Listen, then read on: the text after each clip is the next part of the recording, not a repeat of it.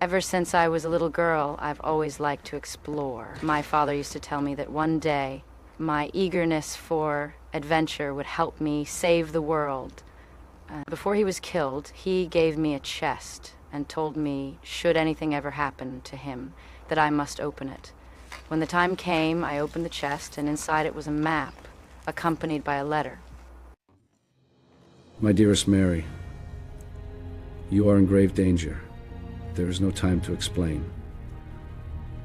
If you're reading this, then it means I have met my end. The map I've left you has the locations of the 3 cubes of redemption. I sacrificed my life in order to protect these cubes from falling into the wrong hands. You must find these cubes before the men who killed me do.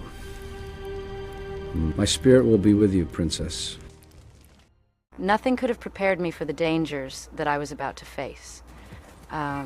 The cubes were at opposite ends of the world, which meant that I had a long journey ahead. The first location was in the deep south of Nuevo Paradiso, an extremely hot, dry, desolate place. Its only inhabitants were rattlesnakes and the odd vulture flying above. Nothing else could survive here for long. After days of riding through the desert, I finally reached the river where the map said the cube could be found.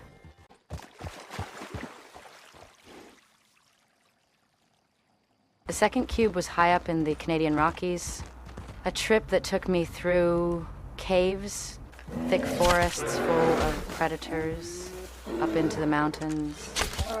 The mostly unexplored terrain and extreme cold was very unforgiving. The blizzards were blinding, hungry wolves with a taste for blood. It wasn't all bad, though. The hot springs were amazing. The only sign of civilization was a small, abandoned mining town. It was in this town, nestled deep in the peaks of the mountains, that I located the second cube. The final cube was in the underworld, below the island of Guarma, a dark and dangerous place made up of low-resolution graphics, where everything is glitched out and any step could end up in total disaster.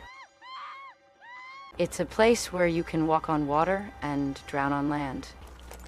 Nothing is as it seems there. After the most terrifying journey I'd ever taken, I'd finally found the final cube. Now, I just needed to figure out what to do with them.